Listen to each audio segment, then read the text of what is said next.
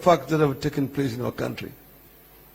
Assassination of P. Ogama Pinto in 1964. The assassination of Tom Mboya, J.M. Kariuki, and so on forth and so forth. The political detention that took place from the 60s going upwards. Before independence, the nationalist movement brought our people together to fight for independence from British colonialism. That was a massive movement that united all our people, irrespective of their ethnic backgrounds. But immediately independence came, then the differences emerged. The neo-colonial state was recreated. Some colonial laws were introduced in our statutes. The nationalist movement split on the issue of land, which is essentially what the main reason for struggle for independence. The issue was, how do we treat the issue of land? There are those who said, the British came and said, the settlers are trying to leave the country. We are ready to give you a loan to buy the land of the settlers, which had been occupied by the settlers. The nationalist movement was split in this. Those who said, yes, let us take the loan and buy the land to settle our people. Those who said, why should we buy our land from the British? They took it for free. They farmed it for over 60 years. If anything, they're the ones who should pay us compensation. Those forces who said, let us buy, were called the moderates, the pro-capital. The names are known. Those who said, no, let's take the land, those are the extremists, the communists. That is what started the struggle for change and retention of status quo. It has been very consistent. So the world has actually tried to explain it so well in the book. Now I've seen Odinga has got 2 birthdays. I don't know which is which. One is 58, one is 60. But I know that there are so many of my contemporaries who also had several birthdays. The real birthday and the one that were given in school. And this explained how he grew up in the rural area there. His father is 31 years older than his mother.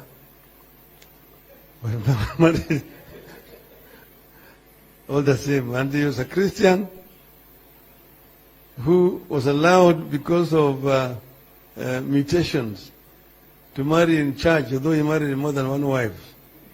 And all of them was married them in the church. He has explained that story very well in the book. Then he has come to now the struggle for change.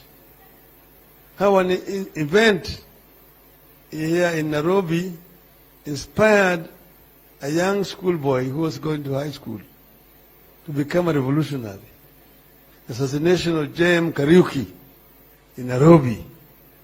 It was triggered him to become a revolutionary. But at that time when J.M. was being killed, several things were happening here. So we remember during the debate on the J.M. story, when Martin Shikuku said that you want to kill this place like the way they killed Kanu. And when it was asked to substantiate how Kanu was dead, the speaker, or then who was in the chair, James Sironi, said, you don't have to substantiate the obvious. That earned them detention. They were arrested from within the precincts of Parliament and they went to detention. Anyona was also arrested at that time. Gugu Thieng'o was arrested.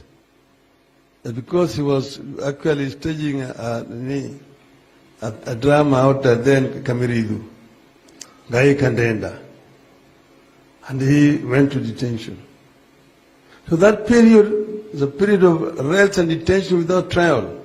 It had been preceded by introduction of what was called the Preservation of Public Security Act of 1966.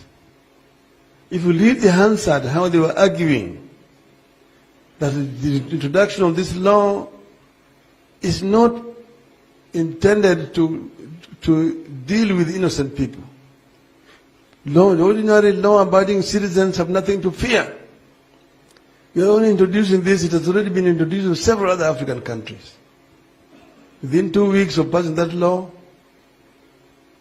Jedi Akumu, Pipi Hoko, Oyange Mbaja, Kimani Wanyoike, Kimani Wayaki, Viki Wachira, all found themselves in detention, including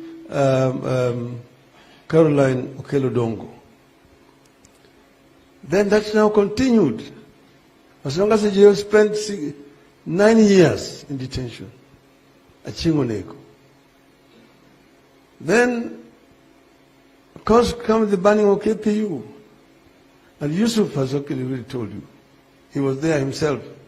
He saw the dead bodies. I also saw the dead bodies in Kisumu. They said there were 69. I knew there were more than 100 people who were shot in Kisumu. Udura has chronicled all this in the book. Then you come to 80s.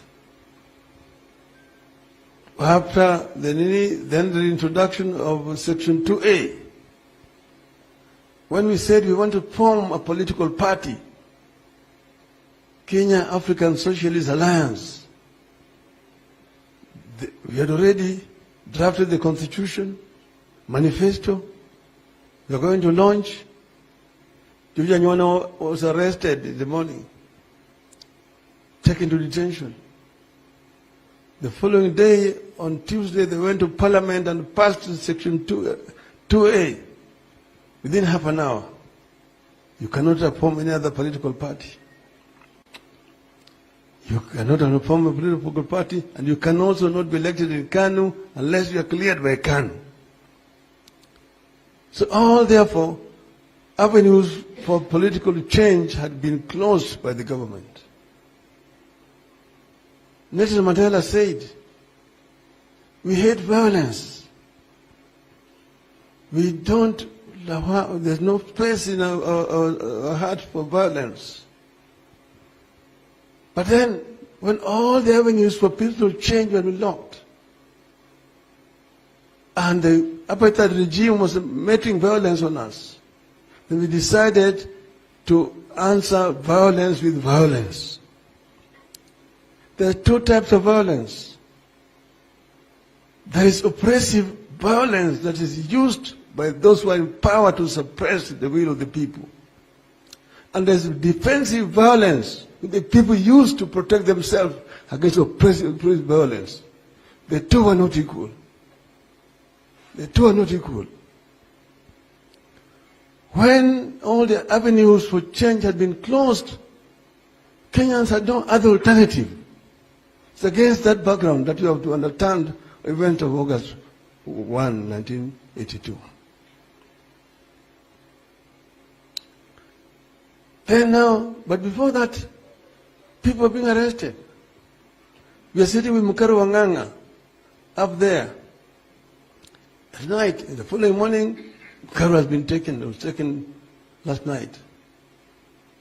William Tunga, Kaimoji Wachira, Katama Mkangi, Wanyiri Kihoru, all these people have been picked. Alamin Bazrui, and detained without trial. Koigu Amwere, picked up and detained without trial at that time. So, what other option did Kenyans have? Then after that, the arbitrary arrests, people are being arrested shoved in. You are truly charged with treason. 6 weeks at GSU headquarters, where you're being taken out, interrogated, under duress. They put you there on the wall, tell you that if you don't speak to now, you are dead. And then they pull the trigger and you hear, tap! You think they'll shoot you. And then they bring you back. They will take you and put you down and hit you in most painful part of your body. And then you're going to speak. If you don't speak, you are dead meat. After that, they take you to committee. And you spend there 6 months trial. You're staying there with those other people who have been condemned. All that. A similar experience for Ongwen, and it's all chronicled in the book there. As a guest of His Majesty's government. So many other Kenyans spent days, years there. But before that, there's a Nyayo House torture chamber, which we will open one day and make it a monument for people to see. They go down in the dungeons of Nyayo House chambers. Other people did not survive it. Some are being taken up to the 23rd story of the Nyayo House, thrown out through the window, and say that they committed suicide. Some people have forgotten this. So many of our youth today don't know what happened in this country. They don't know. They call themselves hustlers. Because they don't know. There's ignorance, and it actually serves the interest of the regime in power to suppress these historical facts. But these are facts which need to be known. We are not here because of generosity of some other people. It was because people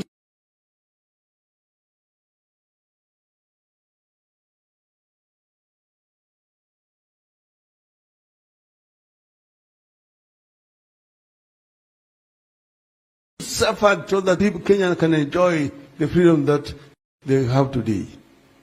And if it is not protected, we are likely to go back to where we came from. So Kenyans therefore must stand up and be prepared to make further compromises to consolidate this democratic space.